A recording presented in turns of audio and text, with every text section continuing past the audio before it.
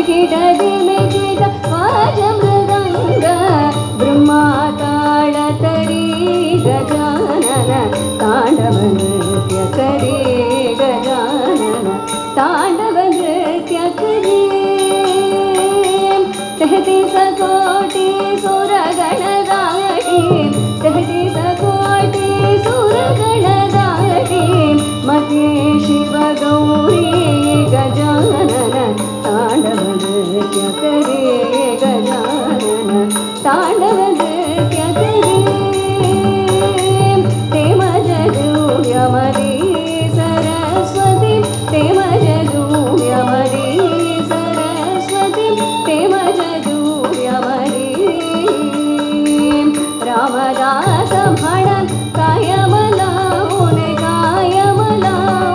तू असता जगरी सरस्वती तेमजदूयमदी गुरुदेव दयाकर जिनजने भवसागर कारण कारण हे गुरुदेव दयाकर जिनजने भवसागर कारण कारण हे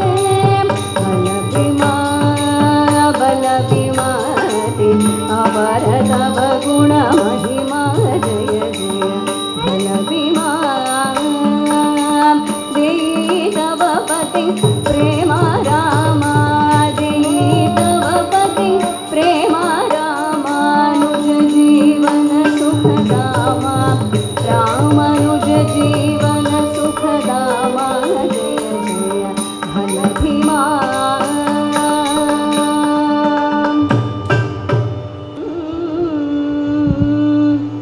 கல்லானின் புடையமர்ந்து நான் மறையாரங்க முதல்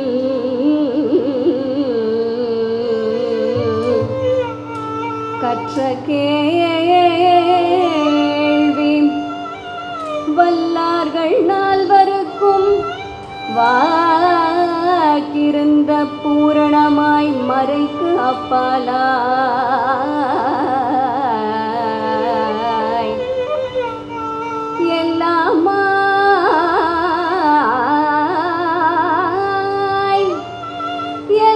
எல்லாமாய் அல்லதுமாய் இருந்ததனை இருந்தபடி இருந்து காட்டி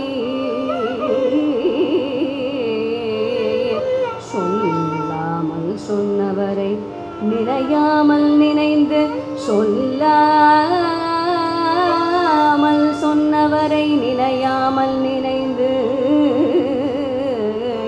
பவத்தொடக்கை வெல்வாம் பவத்தொடக்கை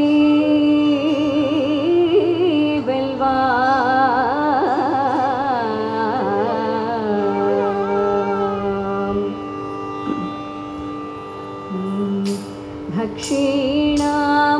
தக்ஷிணாமூர்த்திம் भज रे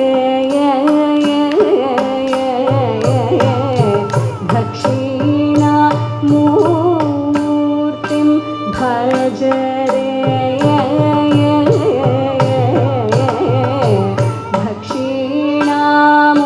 दक्षिणामूर्तिं भज रे वटवृक्षमूल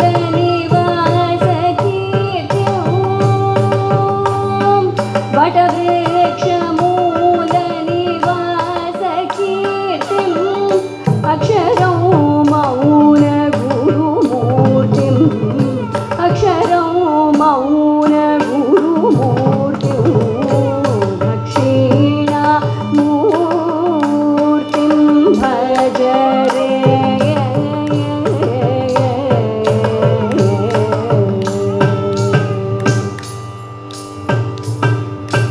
रक्षित सुजनं शिक्षित कुजनं रक्षित सुजनं शिक्षित कुजनं रविशशिनयनं वनजवदनं रविशशिनयनं वनजवदनं रजतगिरि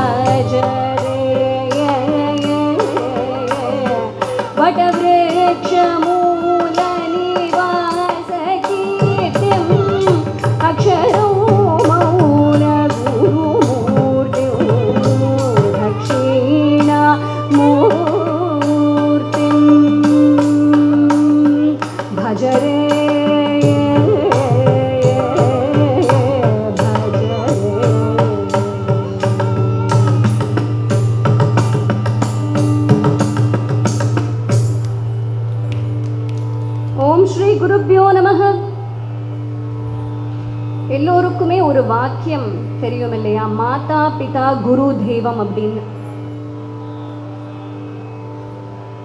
இப்ப மாதா பிதாவுடைய ஒரு கடமை என்ன அப்படின்னா, அந்த குழந்தைகளை நல்லபடியா வளர்க்கறது,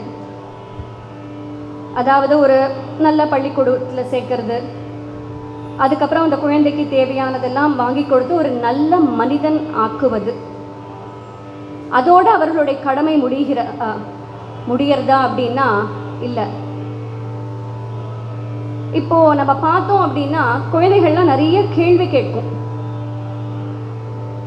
இப்போ ஒரு சின்ன குழந்தை வந்து அம்மா கோயிலுக்கெல்லாம் கூட்டின்னு போற, சரி, ஆனா கோயில இவ்வளவு தெய்வங்கள் இருக்கே, இவ்வளவு உம்மாச்சி இருக்கே, ஏன் இதுல எது சிறந்தது நிறைய கேட்கறது. இந்த மாதிரிலாம், அதாவது தெய்வம்னா என்னன்னு கேட்கறது நம்ம கிட்ட. அப்ப நம்மளால ஏதோ தெரிஞ்சதை தான் சொல்ல முடியும் ஒரு அம்மா அப்பாவால. அப்ப உண்மையிலேயே இதற்கு என்ன பண்ணணும் அப்படின்னா,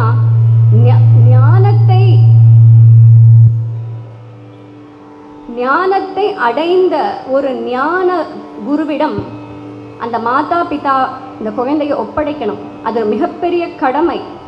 ஏன்னா சாதாரண குரு கிடையாது. குரு, அதாவது உண்மையான குரு அப்படின்னு நம்ம சொல்றதே அந்த ஞானம் அடைந்தவர்களை தான். அதாவது ஞானம் அடைந்தவானா என்னன்னா, தன்னுள்ளேயே தெய்வத்தை தரிசனம் பண்ணவா.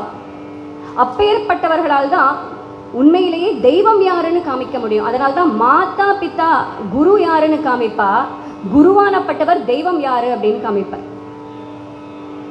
இப்ப நம்ம பார்த்தோம்னா தட்சிணாமூர்த்தி ஸ்லோகத்தோட தான் இதை துவங்கி இருக்கோம் இன்னைக்கு. அதாவது முதல்ல தட்சிணாமூர்த்தி அப்படிங்கிறது யாருன்னா பரமசிவன். அவரைத்தான் நம்ம ஆதி குரு அப்படின்னு சொல்றோம். இப்ப அவர் எதற்கு தோன்றணும்? இப்ப நம்மளே எடுத்துட்டோம் அப்படின்னா, இப்போ ஒரு ஸ்கூல்லேயே ஒரு ஸ்கூல் நடத்துறேன் அப்படின்னா, இப்போ ஸ்கூல் முதல்ல நடத்தணும் அப்படின்னா ஸ்டூடெண்ட்ஸ் வந்து என்ரோல் பண்ணதான் ஸ்கூலே நடத்த முடியும். ஸ்டூடெண்ட்ஸ் என்ரோல் பண்ணதுக்கு அப்புறம் தான் டீச்சர்ஸ்க்கு கால்ஃபேர் பண்ணுவாள். இவ்வளோ ஸ்டூடெண்ட்ஸ் இருக்கிறதுனால இந்த டீச்சர்ஸ்லாம் தேவைப்படுறது அப்படின்னு. அங்கே ஸ்டூடெண்ட்ஸ் வரலை அப்படின்னா டீச்சருக்கு எந்த வேலையும் கிடையாது, எவ்வளோ பிஎட் எம்எட் படிச்சிருந்தாலும். அதை மாதிரி இங்கே அந்த குருவானப்பட்டவர் எப்படி தோன்றுறார் அப்படின்னா, யாருக்காக தோன்றுறார்? சனகாதி யோகீந்திர சம்சயாரிஹரம்,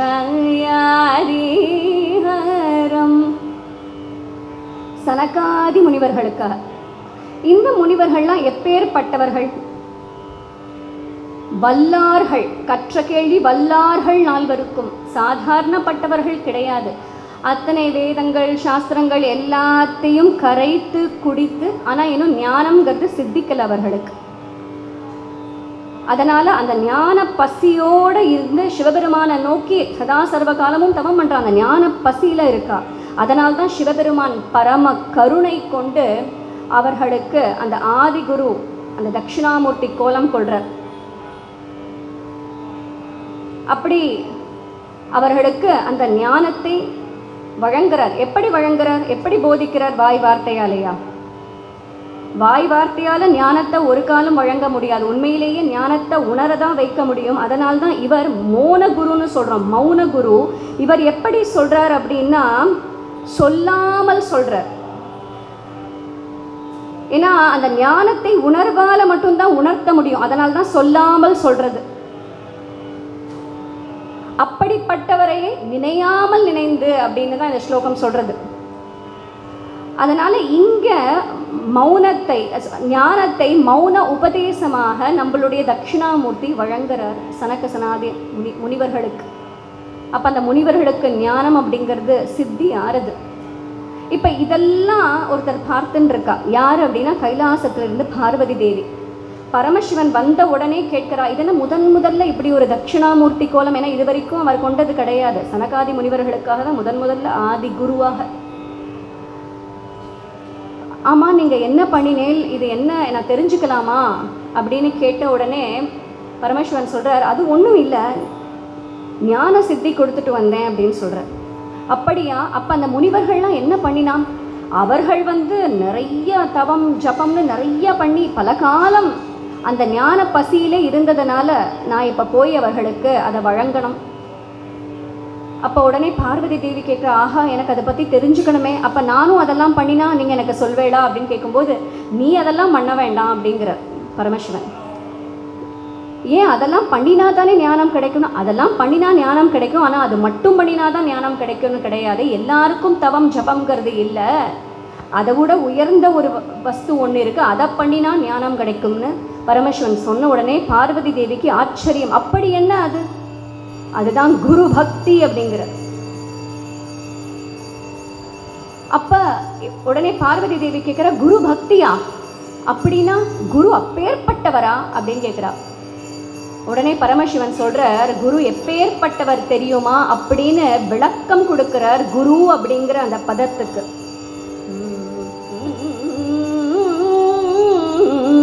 गुगार शान्तकारो हि ऋगारस्तेजन उच्यते.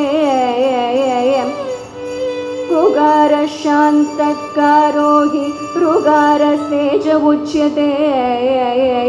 अज्ञानक्रासको ब्रह्म गुरुरेव न संशयः.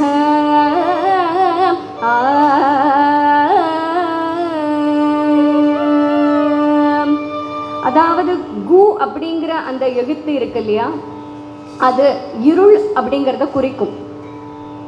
ரு அப்படிங்கிற அந்த எழுத்து வந்து பேரொளியை குறிக்கும்.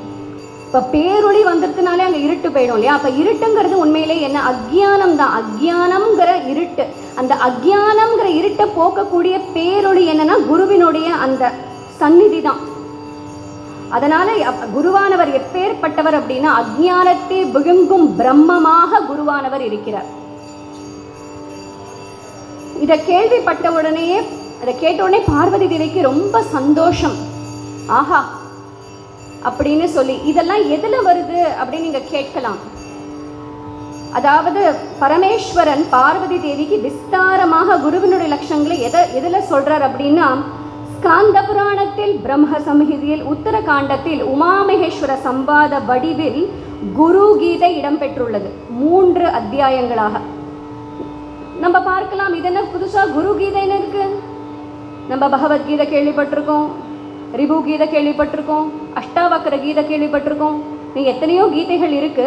இது என்ன குரு கீதை அப்படின்னா, சாக்ஷாத் பரமேஸ்வரன் பார்வதிக்கு உபதேசித்தது குருவினுடைய லட்சணங்களை மட்டுமே. ஆனால் நமக்குன்னா இதெல்லாம் புதுசா அப்படின்னா உண்மையிலேயே கிடையாது. சின்ன குழந்தையாக இருக்கும்பொழுது நம்மளுடைய அம்மா சொல்லி கொடுத்த முதல் ஸ்லோகமே இந்த குரு கீதையெல்லாம். அது எப்பேற்பட்ட ஸ்லோகம்? குரு பிரம்மா குருர் விஷ்ணு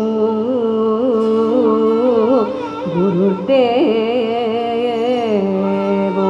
மகேஸ்வர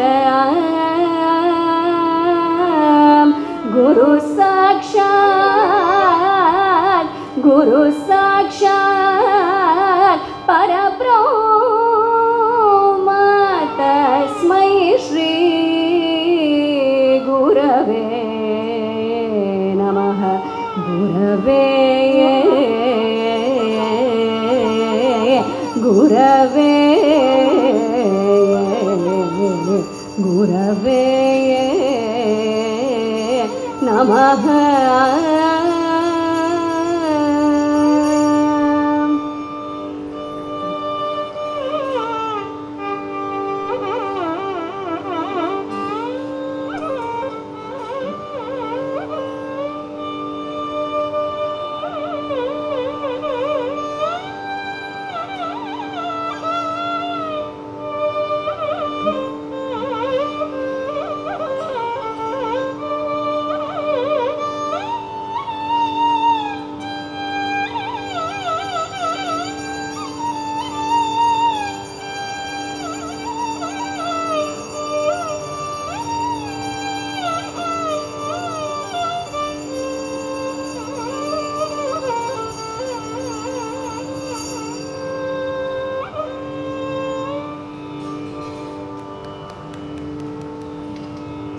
இந்த ஸ்லோகத்துக்கு அர்த்தம் தெய்வத்தின் குரல்ல மகாபரிவா கொடுத்திருக்கா.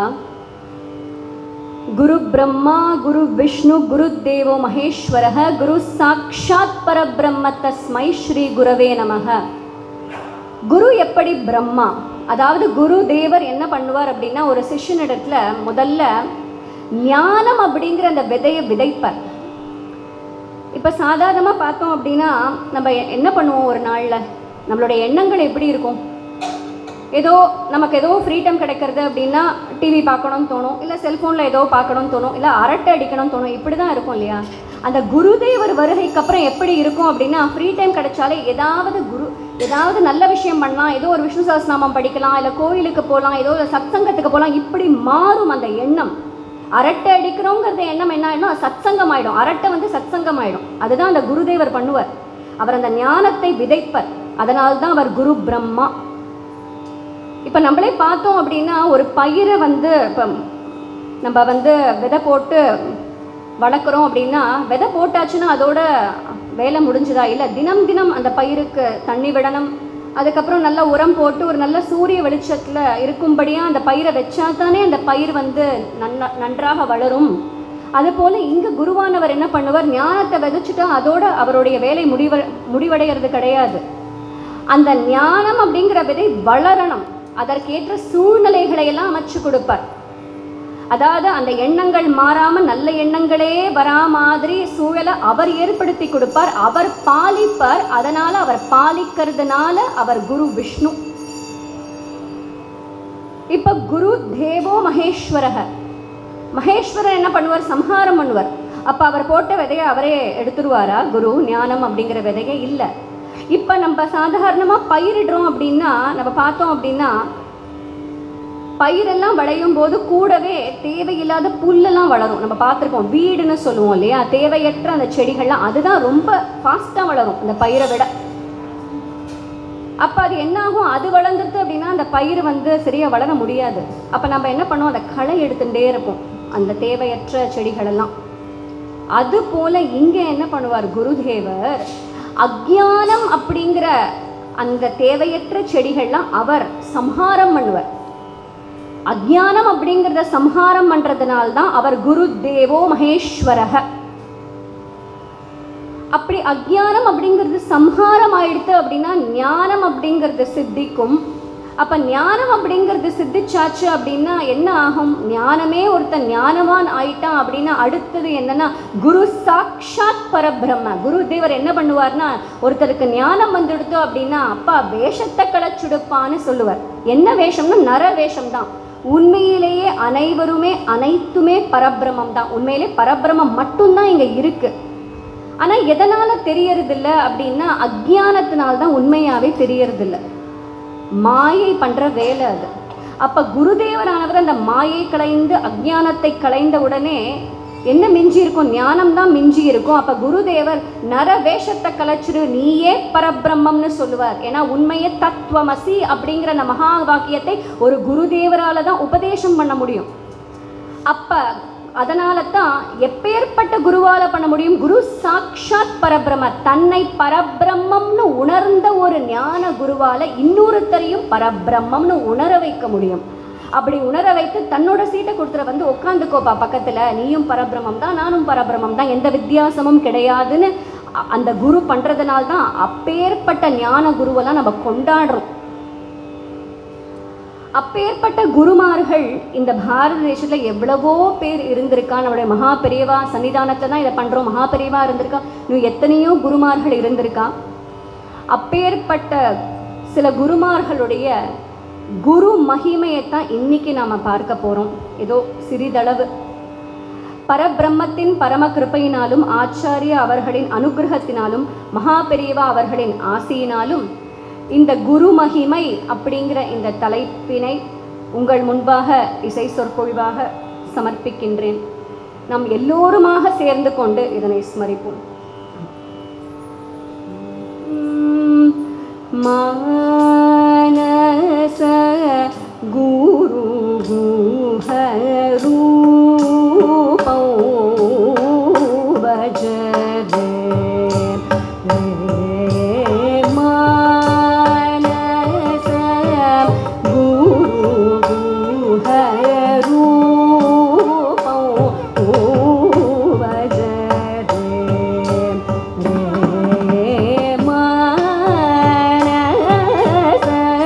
Guru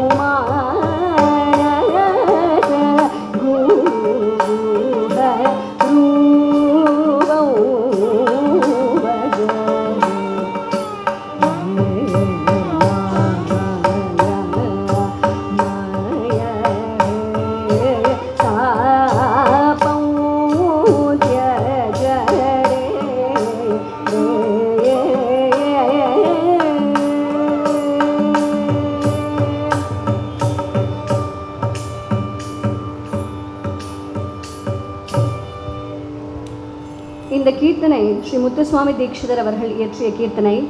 விஸ்தாரமாக குருவனுடைய லட்சணத்தை, மனசு என்ன பண்ணணும் அப்படிங்கிறதையும் சொல்கிறார். அதாவது இந்த கீர்த்தனையில் மானச குரு குஹ ரூபம், மனசே அந்த குருவனுடைய ரூபத்தை சதா சிந்தனை பண்ணு. இவரை எதெல்லாமோ எப்போ பார்த்தாலும் யோசிச்சுட்டு இருக்கியே, குருவனுடைய ரூபத்தை நீ சிந்தனை பண்ண என்ன ஆகும் தெரியுமா? மாயா மாய ஹ்ருதாபம் த்வஜரே. அதாவது மாயா மனம், உண்மையிலேயே அந்த மாயா மனம் உருவாக்கும் துன்பம் எல்லாம் நீங்கணும் அப்படின்னா என்ன பண்ணணும் அப்படின்னா அந்த மனசு அந்த குருவனுடைய ரூபத்தை தியானம் பண்ணணும். உண்மையிலேயே பாதி துன்பங்கள் மனசு தான் விளைவிக்கிறது. சில தடவை துன்பமே நமக்கு இருக்காது, ஆனாலும் நம்ம என்னத்தையாவது நினச்சிட்டு இருப்போம், கவலைப்பட்டு இருப்போம். இந்த கவலைங்கிறது தான் உண்மையாகவே மனம் உண்டு பண்ணக்கூடிய ஒன்று.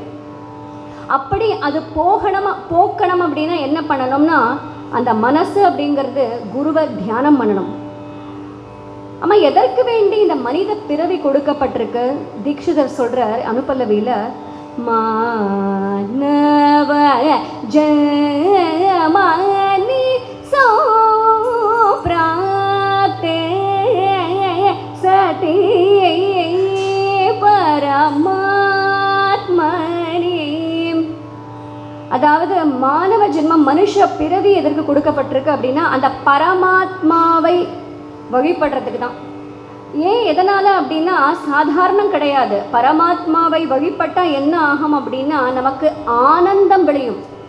வெறும்னா சந்தோஷம் கிடையாது, ஆனந்தம் விளையும். அதனால தான் அதுக்கு வேண்டி தான் இந்த மனித பிறவியே கொடுக்கப்பட்டிருக்கு, பேரானந்தத்தை அடையறதுக்கு தான். அதனால் நீ கொஞ்சமாவது அதை அடையறதுக்கு முயற்சி பண்ணு மனமே அப்படின்னு இதில் சொல்கிறார். சரணத்தில் சொல்கிறார் குருவனுடைய லட்சணங்கள் அனைத்தையும். உண்மையிலேயே குருவானவர் யாரு? சத்வகுணோபாதி சஹித சதாசிவம். உண்மையிலேயே குருவானவர் சத்துவ குணங்கள் நிரம்பியவர், அவரே தான் சதாசிவம். சதாசிவமும் குருவும் வேற கிடையாது. சத்வகுணம் அனைத்தும் நிரம்பியவர் தான் குரு. அப்ப அப்பேற்பட்டவரை நம்ம எப்படி வழிபடணும்? நத்வா ஸ்ரீ குரு சரணம், குருவுடைய பாதத்திற்கு நமஸ்காரம் பண்ணணும். இப்போ நமஸ்காரம் பண்ணுறதுன்னா நம்ம நிறைய பேர் பண்ணுறோம், விழுந்து விழுந்து நமஸ்காரம். ஆனால் மனம் வேற எங்கேயோ இருக்கும். மனம் இப்போ நம்ம ஒன்றுமே கிடையாது. நம்ம பார்த்தோம் அப்படின்னா இப்போது வாசல்லலாம் நம்ம செருப்பை கழட்டி போட்டுட்டு தானே கோயிலுக்கு வரோம். பாதி பேருக்கு நமஸ்காரம் பண்ணும்போது செருப்பு இருக்கான்னு தான் இருக்கும். செருப்பு இருக்கா, தொலைஞ்சு போயிடாமல் இருக்கா, இப்படி தான் இருக்குது. அதாவது மனம்ங்கிறது அப்பேற்பட்டது. அதனால் என்ன பண்ணணும் அப்படின்னா அந்த நமஸ்காரம் பண்ணும்போதாவது அந்த மனம் முழுவதுமாக நிரம்பி நமஸ்கரிக்கும் போது அந்த மனம் உடல் எல்லாம் அப்படியே சேர்ந்து நம்ம அந்த குருவருக்கு நமஸ்காரம் பண்ணணும். அதுதான் நத்வா ஸ்ரீ குரு சரணம் கிருத்வா நாமஸ்மரணம். அதாவது நாமத்தை தியானம் பண்ணணும், குருவனுடைய நாமத்தை தியானம் பண்ணணும். இதெல்லாம் பண்ணினா என்ன ஆகும் அப்படின்னா ஜித்வா மோகவரணம், மோகத்தை வெல்லலாம் அப்படிங்கிறார் அவர். அந்த மாயா மோகம் இருக்கு இல்லையா, அதை வெல்ல முடியும். அப்பேற்பட்ட குரு மத்வாத்வதேக சரணம். அதாவது இதெல்லாம் பண்ணியாச்சு அப்படின்னா இப்போ குரு மட்டும்தானே, குருவே சர்வலோகானாம் இல்லையா. அப்போ அவர் மட்டுமே துணை, அவரே போதும் அப்படின்னு அந்த பரிபூர்ண சரணாகதி பாவம் ஒருத்தருக்கு வந்துடும். அந்த திடமான மனது குரு எப்போதும் இருப்பார், அவர் பார்த்துப்பார்னு அந்த மனமானது சொல்லிடும் அப்படின்னா இங்கே முத்துசுவாமி தீட்சிதர் சொல்கிறார். இப்பேற்பட்ட குரு இருந்திருக்காளா அப்படின்னா இருந்திருக்கா நம்ம பாரத தேசத்தில். ஆலடியில் வந்தார் நாலடியார்க்காக, காலடியில் வந்தார் அன்பாலடியார்க்காக. ஆலடியில் வந்தார் நாலடியார்க்காக, அதாவது திரு கல்லால மரத்தின் கீழ் 4 பேருக்காக, சனகாதி முனிவர்களுக்காக அன்று ஆதிகுரு வந்தார். காலடியில் யார் வந்தா அப்படின்னா ஆதிசங்கர பகவத்பாதர் அடியவர்களுக்காக தோன்றினார். காலடியில் தோன்றி காலடியாகவே கால்நடையாகவே பாரத தேசம் பூராவும் பிரயாணம் பண்ணி மட்டங்களை எல்லாம் ஸ்தாபனம் பண்ணியிருக்கார். அப்பேற்பட்ட ஆதிசங்கரர் அவரே ஒரு பெரிய குருபக்தி பண்ணவர். அவருடைய குரு கோவிந்தபாதர் உண்மையிலேயே அந்த குருவினுடைய ஆக்ஞையை ஏற்றுத்தான் அத்வைத்தம் ஸ்தாபனம் பண்ணினார் ஆதிசங்கரர். அந்த அத்வைத்தம் மறுபடியும் வரணும் அப்படின்னு தான் மட்டங்களை எல்லாம் குருவனுடைய ஆகிய குருவோட ஆசையே நிவர்த்தி பண்ணணுங்கிறதுக்கு தான். அப்பேற்பட்ட அந்த ஆதிசங்கரர் தன்னுடைய குருவை பற்றி என்ன சொல்றார்?